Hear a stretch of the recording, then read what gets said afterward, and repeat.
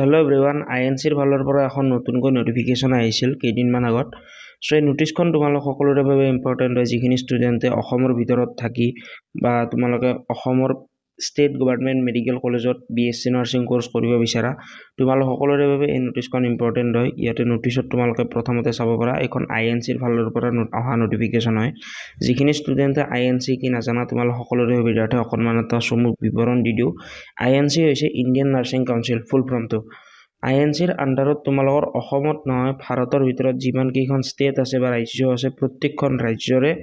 Medical কলেজত থকা BSc নাৰ্ছিঙৰ entrance exam conduct কৰে বা আইএনচিৰ আণ্ডাৰত গোটেইকেইখন ইউনিভাৰ্চিটি চলে লাইক অসমৰ যিখন Srimanta Sankardev university and health science আছে সেই ইউনিভাৰ্চিটি বা এই অসমৰ বোৰ্ডখন আইএনচিৰ আণ্ডাৰতে চলি আছে আৰু ভাৰতৰ যিকোনো ষ্টেট লাইক তোমালোকে পাঞ্জাৱ হাৰিয়ানা কলকাতা মহাৰাষ্ট্ৰ যিকোনো ষ্টেটত গ'লেও তোমালোকে আইএনচিৰ আণ্ডাৰতে পঢ়িব লাগিব কাৰণ এইটো ৰুল হয় ভিডিঅ'টো যিখিনি ষ্টুডেণ্টে বৰ্তমানলৈ চাই আছা তোমালোক সকলোৰে সুবিধাৰ্থে আমাৰ ফালৰ পৰা অলৰেডি আমি ক্ৰেছ কোৰ্চ লঞ্চ কৰিছোঁ আছাম এগ্ৰিকালচাৰ ইউনিভাৰ্চিটিৰ CET এক্সামৰ বাবে SSB HSৰ আণ্ডাৰত হ'বলগীয়া গোটেইকেইটা এক্সামৰ বাবে ছিংগল এটা ক্ৰেছ কোৰ্চ আৰু আছাম এগ্ৰিকালচাৰেল ইউনিভাৰ্চিটি এণ্ড CIDৰ বাবে ক্ৰেছ কোৰ্চ যিখিনি ষ্টুডেণ্টে বৰ্তমানলৈ আমাৰ ক্ৰেছ কোৰ্চত এনৰলমেণ্ট কৰা নাই সকলোৱে এনৰলমেণ্ট কৰি ল'বা এই ক্ৰেছ কোৰ্চ কৰাৰ পিছত অসমৰ এখন ভাল মেডিকেল কলেজত তোমালোকে ভালদৰে ছিট পাবা বুলি মই ভাবোঁ কাৰণ এই ক্ৰেছ কোৰ্চৰ ভিতৰত প্ৰত্যেকটো চেপ্টাৰত তোমালোকৰ ইম্পৰ্টেণ্ট কুৱেশ্যন এনচাৰ ডিছকাছ কৰা যাব প্ৰত্যেকটো চেপ্টাৰ ডিটেইলি বুজোৱা যাব তাৰে পিছত time to time mock test পাবা DPP পাবা লগতে হোৱাটছআপ গ্ৰুপ ছাপোৰ্ট পাবা আমাৰ যিটো হোৱাটছআপ কমিউনিটিৰ ভিতৰত তোমালোকক এড কৰি দিম সেই হোৱাটছআপ গ্ৰুপৰ ভিতৰত অসমৰ প্ৰত্যেকখন মেডিকেল কলেজৰ ষ্টুডেণ্ট থাকিব যিকেইটা ষ্টুডেণ্টক যদিও তোমালোকৰ কিবা ডাউট থাকে তোমালোকে সুধিব পাৰিবা লাইক GMCৰ হওক AMCৰ হওক প্ৰত্যেকখন মেডিকেল কলেজৰ ষ্টুডেণ্ট যাৰ পৰা তোমালোকে বিভিন্ন ধৰণৰ বস্তু টাইম টু টাইম শিকিব পাৰিবা চ' যিখিনি ষ্টুডেণ্টে এতিয়ালৈ এনৰলমেণ্ট কৰা নাই মেক চিয়ৰ এনৰলমেণ্ট কৰি ল'বা at the time of enrolment তোমালোকে কুপন কোড ইউজ কৰিবা অফ 200 দেন তোমালোকে আমাৰ যিটো ক্ৰেছ কোৰ্চ আছে সেই ক্ৰেছ কোৰ্চটোৰ প্ৰাইচটো কমি 999 হৈ যাব জেনেৰেলি আমাৰ ক্ৰেছ কোৰ্চৰ প্ৰাইচ হয় 1199 ৰুপিজ যদিও তোমালোকে কুপন কোড ইউজ কৰা অফ 200 দেন তোমালোকে ইনষ্টেণ্টলি 200 ৰুপিজৰ ডিছকাউণ্ট পাবা আৰু ইফেক্টিভ প্ৰাইচ হ'ব 999 ৰুপিজ যিখিনি ষ্টুডেণ্টে এতিয়ালৈ এনৰলমেণ্ট কৰা নাই সকলোৱে এনৰলমেণ্ট কৰি ল'বা গোটেইকেইটা কোৰ্চৰ বাবে যিকেইটা ৰিকুৱাৰ্ড ছাবজেক্ট হয় লাইক BSc মেডিকেল টেকনলজিৰ বাবে তোমালোকৰ ইংলিছ ছাবজেক্টটো লাগে দেন আমি ইংলিছো প্ৰভাইড কৰি আছোঁ একো টেনশ্যন ল'ব নালাগে 100% আমাৰ ফালৰ পৰা ছাপোৰ্ট পাবা মই ভাবোঁ এই ক্ৰেছ কোৰ্চ কৰাৰ পিছত অসমৰ এখন ভাল মেডিকেল কলেজত তোমালোকে ছিট এটা পাই যাবা কাৰণ এনেকুৱা ধৰণে পঢ়োৱাৰ পিছত একো মই ভাবোঁ নৰয় কাৰণ কিতাপৰ ভিতৰতে বস্তু আহিব কিন্তু কি আহিব সেইখিনি নাজানে কি আহিব সেইখিনি ক'বলৈ আমি আছোঁ কেৱল ক্ৰেছ কোৰ্চ এনৰোল কৰা ভালদৰে তোমালোকে ষ্টাডি কৰি ষ্টাৰ্ট কৰি দিয়া সময় খুব কম আছে মাজত 2 মাহ সময় আছে এই 2 মাহৰ ভিতৰত যিখিনি মানুহে প্ৰিপেৰেশ্যন কৰিব নিজৰ কাৰণে সময় দিব খৰচ কৰিব তেওঁলোকে ভালদৰে ছাকচেছ পাব যিখিনি ষ্টুডেণ্টে খৰচ নকৰে যিখিনি ষ্টুডেণ্টে ভালদৰে অৰ্থাৎ বস্তুখিনি কেনেকুৱা নিজৰ টাইমটো ইনভেষ্ট নকৰে তেন তেওঁলোকে অৰ্থাৎ নেক্সট ৰিটাৰ্ণ অন ইনভেষ্টমেণ্ট নাপায় মই বহুত এনেকুৱা ষ্টুডেণ্ট দেখিছোঁ 2023 বৰ্ষত যিখিনি ষ্টুডেণ্টে পাছত ৰিগ্ৰেট ফিল কৰে যে আগতে বস্তুটো ভাবিব লাগিছিল এতিয়া ভাবি কি হ'ব তোমালোকে সেইটো ভুল নকৰিবা যিখিনি ষ্টুডেণ্ট চিৰিয়াছ হয় মেক চিয়ৰ তোমালোকৰ মাজত সকলো ষ্টুডেণ্টে ক্ৰেছ কোৰ্চ এনৰলমেণ্ট কৰি ল'বা এই ক্ৰেছ কোৰ্চৰ ভিতৰত যিখিনি মানুহে পঢ়াই আছে তেওঁলোকে নিজেই মাল্টিপল এক্সামিনেশ্যন ক্ৰেক কৰি থৈছে like BSc medical technology D.Pharm B.Pharm paramedical এনেকুৱা মাল্টিপল এক্সামিনেশ্যন যাৰ ফলত তোমালোকে এক্সামটো ক্ৰেক কৰাৰ ক্ষেত্ৰত আৰু আন 10জন ষ্টুডেণ্টতকৈ আগত থাকিবা এইখিনি আছিল নেক্সট এতিয়া আমি ভিডিঅ'টোৰ আগলৈ আগবাঢ়ো যিখিনি ষ্টুডেণ্টে এনৰোল কৰিব বিচাৰা তোমালোকে হোৱাটছআপ নাম্বাৰ এটা মই ডিছক্ৰিপশ্যন বক্সত দি দিম তেওঁলোক আমাৰ হোৱাটছআপ নাম্বাৰত যোগাযোগ কৰিলে আমাৰ টিমে তোমালোকক ছাপোৰ্ট কৰি দিব বা কিবা প্ৰব্লেম থাকিলে হেল্প কৰি দিব আৰু কোৰ্চ ৱাইজ গোটেইকেইটা লিংক দিয়া থাকিব কুপন কোড দিয়া থাকিব কুপন কোড ইউজ কৰিবা ইনষ্টেণ্টলি 200 ৰুপিজৰ ডিছকাউণ্ট পাই যাবা বাকী এতিয়া আমি ভিডিঅ'ৰ ইয়াতে তোমালোকে চাব পাৰা schedule of admission for the academic year 2024 and 2025 BSc nursing চ' ইয়াতে তোমালোকৰ শিডিউলটো দিয়া আছে তোমালোকৰ কেতিয়ালৈ এক্সাম হ'ব আইএনচিৰ ফালৰ পৰা প্ৰত্যেক বছৰে লাইক 2021 পৰা ভিডিঅ' বনাই আহিছোঁ 2021 2022 এণ্ড 2023 এই 3 বছৰত তোমালোকৰ প্ৰত্যেকবাৰে এনেকুৱা ধৰণৰ এখন নটিফিকেশ্যন আহে আৰু এই নটিফিকেশ্যন মতে তোমালোকৰ এভৰি ইয়াৰ এক্সাম কণ্ডাক্ট কৰা হয় চ' ইয়াতে তোমালোকে চাব পাৰা for the academic year 2024 and 2025 so' ইয়াতে চাব পাৰা entrance test to be conducted before 15 June 2024 অৰ্থাৎ এই নটিচখনৰ মতে 2024 বৰ্ষৰ জুন মাহৰ 15 তাৰিখৰ আগত তোমালোকৰ এণ্ট্ৰেন্স এক্সাম কণ্ডাক্ট কৰিব লাগিব বা এণ্ট্ৰেন্স এক্সাম হ'বই লাগিব আৰু এই নটিচখন এনেকুৱা নহয় যে আমাৰ ষ্টেট গভৰ্ণমেণ্টে ক'ব যে মই 15 জুনৰ পিছত পাতিম পচিবলে নহয় কোনেও পাতিব নোৱাৰে এই নটিচখন যোনে উলংঘনা কৰে তেওঁলোকক আইএনচিৰ ফালৰ পৰা আঁতৰাই দিয়া যায় বা ইণ্ডিয়ান নাৰ্ছিং কাউন্সিলৰ এপ্ৰুভেলটো গুচাই দিয়া যায় চ' এইটো মানিবই লাগিব চ' তোমালোকে এইটো বস্তু ধৰি থৈ দিয়া যে 15 জুনৰ আগতে আমাৰ এণ্ট্ৰেন্স এক্সামিনেশ্যন হ'ব সো এতিয়া 15 জুনৰ আগত যদি আমাৰ এক্সাম হয়, ধৰি ল'লোঁ যে 15 জুনৰ আগত এক্সাম হ'ব, 10 জুনত এক্সাম হ'ব। তো তেনেকুৱা ক্ষেত্ৰত আমাৰ অনলাইন এপ্লিকেশ্যন কেতিয়া ষ্টাৰ্ট হ'ব, সেইটো এটা বহুত ডাঙৰ এটা কুৱেশ্যন মাৰ্ক হয় যে অনলাইন এপ্লাই আমাৰ কেতিয়া ষ্টাৰ্ট হ'ব আৰু কেতিয়া শেষ হ'ব। চ' মই যদি ক'বলৈ যাওঁ, যদি জুন মাহত এক্সামিনেশ্যন হয়, দেন এপ্ৰিল নহয় অলমষ্ট মে' মান্থৰ 15 পৰা 30 তাৰিখ এইখিনি ডিউৰেশ্যনৰ ভিতৰত তোমালোকৰ অনলাইন এপ্লাই খোলা দিয়া চান্স আছে বা প্ৰবেবিলিটি থাকিব। At the time of application তোমালোকে বহুখিনি মিষ্টেক কৰা, যাৰ ফলত বহুখিনি ষ্টুডেণ্টৰ এপ্লিকেশ্যন ফৰ্ম ৰিজেক্ট হয় আৰু ইন ফিউচাৰ এডমিট কাৰ্ড নাহে বা বহুতৰ এডমিট কাৰ্ড আহিলেও এডমিশ্যন নাপায়, কিছুমান সৰু ইনফৰমেশ্যন ভুলকৈ দিয়াৰ বাবে। চ' তোমালোকে এটা কাম অৰ্থাৎ ভুলতো নকৰিবা যে যিখিনি ষ্টুডেণ্টে পাৰা, যদিও তোমালোকে নিজে অৰ্থাৎ এপ্লাই কৰি এনেকুৱা এক্সপিৰিয়েঞ্চ নাই, দেন তোমালোকে ৰিস্ক নল'বা।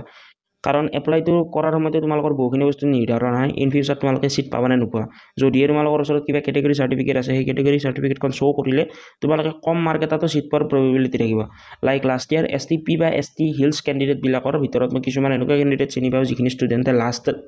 ৰাউণ্ড কাউন্সিলিঙত অলমষ্ট 49 মান মাৰ্কত চিট পাই গৈছে।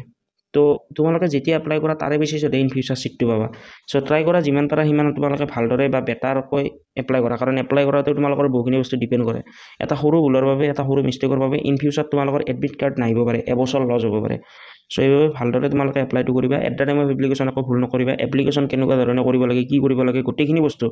অলৰেডি মই তোমালোকক লাষ্ট ইয়াৰো কৈছিলোঁ আৰু এইবাৰো কৈ দিম, যাতে তোমালোক কাৰো একো ভুল নহয়। আৰু যিখিনি ষ্টুডেণ্ট আমাৰ পেইড কৰ্চত আছে, তোমালোকৰ যদিহে at the time of admission কিবা ইছ্যু পোৱা, দেন মই বা মোৰ ফালৰ পৰা বা আমাৰ টিমে তোমালোকক গোটেইখিনি হেল্প কৰি দিব চেষ্টা কৰিব। চ' এতিয়া কথাটো হ'ল যে এক্সামটো ধৰি ল'লোঁ জুন মাহৰ ভিতৰত হ'ব। তো এডমিশ্যন কেতিয়া হ'ব? এডমিশ্যন হ'ব ছেপ্টেম্বৰ মাহৰ 30 তাৰিখৰ আগত, আৰু কলেজৰ ক্লাছ ষ্টাৰ্ট হ'ব আগষ্ট মাহৰ 1 তাৰিখৰ ভিতৰত। তো এইখিনি চিডিউল মতে তোমালোকৰ 2024 বৰ্ষৰ BSc নাৰ্ছিঙৰ এণ্ট্ৰেন্স এক্সামিনেশ্যন হ'ব। আৰু এইখন INCৰ ফালৰ পৰা নটিফিকেশ্যন হয়। চ' এইখন নটিফিকেশ্যন অহাটো অৰ্থাৎ এইখন নটিফিকেশ্যন মানে গোটেইখিনি কাম কাজ হ'ব। আৰু বহুখিনি ষ্টুডেণ্টে এইখিনিতে এটা মিষ্টেক কৰিব। মিষ্টেকটো কি মই কৈ দিওঁ, এই ভিডিঅ'টো মই মাৰ্চ মাহৰ 15 তাৰিখে বনাই আছোঁ। আমাৰ অলৰেডি ক্ৰেছ কৰ্চ চলি আছে, এপৰ ভিতৰত 3-4টা নহয়, অলমষ্ট 7টামান চেপ্টাৰ গ'ল চাগে। চ' তেনেকুৱা ক্ষেত্ৰত কি হয় যে যিখিনি ষ্টুডেণ্টে মানে এক্সাম দিব, তাৰে মাজৰ মেক্সিমাম ষ্টুডেণ্টে কেইটামান সৰু সৰু মিষ্টেক কৰে। মিষ্টেক কেতিয়া হ'ল, তেওঁলোকে ভাবে যে গোটেই কিতাপখন লাগিব, কিন্তু গোটেই কিতাপখনৰ গোটেইখিনি বস্তু নাহে। গোটেই কিতাপখনৰ পৰা চিলেক্টেড বস্তু আহিব যে এইটো চেপ্টাৰৰ পৰা এটা কুৱেশ্যন আহিব, এইটো চেপ্টাৰৰ পৰা 2টা কুৱেশ্যন আহিব, এইটো চেপ্টাৰৰ পৰা 3টা কুৱেশ্যন আহিব। চ' তোমালোকে সেইখিনি বস্তু ভালদৰে ইমপ্লিমেণ্ট কৰিব লাগিব, য'ত যি আহে সেইখিনি চাব লাগিব। আৰু পৰীক্ষাৰ বাবে অনলি মাত্ৰ 2 মাহ সময় থকা বুলি ধৰিব পাৰা, কাৰণ মে' মাহৰ 15 তাৰিখত যদি এপ্লিকেশ্যন হয়, এমাহৰ ভিতৰত এক্সাম হ'ব। এমাহটো নিজে ৰিভিজন দিব লাগিব, যদিহে ভাল এখন কলেজত চিট লাগে। জেনেৰেল কিবা এখন কলেজত লাইক যোৰহাটত, কোকৰাঝাৰত, এইবিলাক নতুন নতুন কলেজত যদি চিট লাগে, দেন এনেই পঢ়ি দিলেও কিছুমানে পাই যাব। কিন্তু ভালকৈ যদি ভাল এখন মেডিকেল কলেজত, ৰেপুটেড মেডিকেল কলেজত লাইক GMC বা AMC যদি চিটটো লাগে,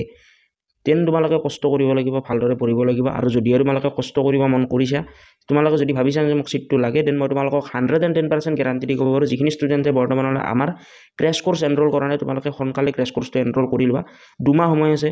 এই 2 মাহ নিজৰ বাবে খৰচ কৰা। তোমালোকে নেক্সট যিখিনি ৰিটাৰ্ণ অন ইনভেষ্টমেণ্ট পাবা নিজৰ কেৰিয়াৰত, সেইখিনি তোমালোকক ক'তো ৰিটাৰ্ণ নাপাবা। সৰুৰ পৰা পঢ়িছা, ক্লাছ 11, 12 পঢ়িলা, শংকুৰ পঢ়িলা, মুকুল পঢ়িলা, 1ৰ পৰা 10লৈ পঢ়িলা। তো আৰু অকণমান কষ্ট কৰি যিখিনি ষ্টুডেণ্টে পাৰা আমাৰ ক্ৰেছ কৰ্চটো লৈ ল'ব পাৰা। ক্ৰেছ কৰ্চত তোমালোকক চেপ্টাৰ ৱাইজ গোটেইকেইটা বস্তু দিয়া যাব। আৰু বহুতে ক'ব পাৰে যে 100% গেৰাণ্টি এই মানে যে এইখিনি বস্তু পঢ়িলে আহিব, কেনেকুৱাকৈ হ'ব। চ' মই নিজে কোৱা বস্তুখিনি চাবা।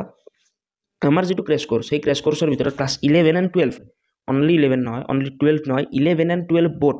Physics, chemistry, biology with English 4টা ছাবজেক্ট পঢ়োৱা যাব, ইংলিছ এণ্ড আছামিজ বোথ মিডিয়ামত। চ' এটা বস্তু তোমাক কেনেকুৱা ধৰণে পঢ়োৱা যাব মই এটা আইডিয়া দি দিছোঁ। ফৰ এক্সাম্পল ক্লাছ 12ৰ বায়'টেকনলজি যিটো চেপ্টাৰ আছে, সেইটো মষ্ট ইম্পৰ্টেণ্ট চেপ্টাৰ হয়। চ' বায়'টেকনলজি চেপ্টাৰটোৰ বা বায়'টেকনলজিৰ যিটো চেপ্টাৰ আছে, এই চেপ্টাৰটোৰ পোনপ্ৰথমতে বেছিক অভাৰভিউখিনি দিয়া যাব, যে এইটো চেপ্টাৰত কি আছিল, কি নাছিল, গোটেইখিনি। তাৰে পিছত সেই চেপ্টাৰৰ পৰা কি কুৱেশ্যন আহিব পাৰে সেইখিনি বস্তু কৈ দিয়া যাব। মই ভাবোঁ এনেকুৱা ধৰণে পঢ়াৰ পিছত চেপ্টাৰ ৱাইজ বস্তুখিনি তোমালোকে পোৱাৰ পিছত নোটছ পাবা, কুৱেশ্যন পাবা, DPP পাবা, মক টেষ্ট পাবা। এনেকুৱাকৈ কোনোবা ষ্টুডেণ্টে পঢ়াৰ পিছত মই ভাবোঁ কোনো তেওঁক চিলেকশ্যন পৰ্বত ৰখাব নোৱাৰে। কিন্তু এটা বস্তু হয়, আমাৰ এতিয়া কোৰ্চটো এতিয়ালৈ বহুখিনি ষ্টুডেণ্টে লৈছে, অলমষ্ট 500তকৈ বেছি কেণ্ডিডেটে আমাৰ এই কোৰ্চটো এনৰলমেণ্ট কৰিছে। তেনেকুৱা ক্ষেত্ৰত কি হয়, 500টা ষ্টুডেণ্টে হয়তো GMC নাপাব। আমাৰ কোৰ্চ লোৱাৰ ভিতৰত যিখিনি ষ্টুডেণ্টে ভালদৰে কষ্ট কৰিব, বাৰ বাৰ ৰিভিজন কৰিব, ৰিপিট কৰিব, টেষ্ট দিব, চিৰিজ চাব বা গোটেইখিনি বস্তু চাব, তেওঁলোকে কিন্তু চিট পাব। কাৰণ আমি যিখিনি পঢ়াই আছোঁ সেইখিনি বস্তু তোমালোকক এনেকুৱা নহয় যে কোনোবা MSc পাছ বা কোনোবা হেৰি মানুহে পঢ়াই আছে তোমালোকক ভাল যিখিনি ষ্টুডেণ্টে লাষ্ট ইয়াৰ যিখিনি ষ্টুডেণ্টৰ ৰেংক ভাল আছিল আণ্ডাৰ 100 আছিল আণ্ডাৰ 50 আছিল তেওঁলোকে তোমালোকক পঢ়াই আছে এটা বস্তু মই পাৰ্চনেলি বিলিভ কৰোঁ চাবা মই এটা ডাৰ্ক ৰিয়েলিটি কৈছোঁ BSc নাৰ্ছিঙৰ এক্সামৰ এটা বস্তু ভালদৰে মনত ৰাখি থৈ দিয়া তোমালোকে BSc নাৰ্ছিঙৰ কুৱেশ্যন পেপাৰখন ক'তো ৰিভিল নকৰে আমাৰ তাতে যিখন আছে সেইখন আমাৰ মেমৰি বেছড কুৱেশ্যন এনচাৰ হয় চ' কোনেও গম নাপালে যিখিনি ষ্টুডেণ্টে এক্সাম দিছে তেওঁলোকে গম পায় যিখিনি ষ্টুডেণ্টৰ ৰেংক ভাল আছে তেওঁলোকে গম পায় চ' আমাৰ এই প্লেটফৰ্মত বা আমাৰ এই এপৰ ভিতৰত যিখিনি মানুহে তোমালোকক পঢ়াই আছে তেওঁলোকে নিজেই BSc nursing BSc medical technology D-Pharm B-Pharm এনেকুৱা ধৰণৰ মাল্টিপল এক্সামিনেশ্যন ক্ৰেক কৰি থৈছে তোমালোকক যিখিনি মানুহে পঢ়াব সেইখিনি মানুহে নিজে কোৱালিফাই কৰিছে তাৰপিছতে তোমালোকক পঢ়াই আছে চ' তোমালোকে কেনেকুৱা এটা নেক্সট লেভেল গাইডেঞ্চ পাবা নিজে ভাবা আৰু যিখিনি ষ্টুডেণ্টে এতিয়ালৈ এনৰোল কৰা নাই কোৰ্চটো এনৰোল কৰি ল'বা কাৰণ যিখিনি ষ্টুডেণ্টে এনৰোল কৰা তোমালোক সকলোৰে সুবিধাৰ্থে লাষ্ট ইয়াৰত আমাৰ বেষ্ট চেলাৰ ইবুকখন totally free of cost provide কৰি দিয়া যাব যিখিনি ষ্টুডেণ্টে এনৰোল কৰা আৰু at the time of enrolment যদি তোমালোকে কিবা ইছ্যু পোৱা দেন তোমালোকে ডিছপ্লেত এটা মই কণ্টেক্ট নাম্বাৰ শ্ব' কৰি দিম এই কণ্টেক্ট নাম্বাৰত তোমালোকে যোগাযোগ কৰিলে আমাৰ টিমৰ ফালৰ পৰা তোমালোকে ছাপোৰ্ট পাই যাবা একো ইছ্যু ল'ব নালাগে বা একো টেনশ্যন ল'ব নালাগে আৰু এপৰ লিংক ভিডিঅ' ডেছক্ৰিপশ্যন বক্সত পাই যাবা গোটেইকেইটা কোৰ্চৰ লিংক ভিডিঅ' ডেছক্ৰিপশ্যন বক্সত পাই যাবা এট দ্য টাইম অফ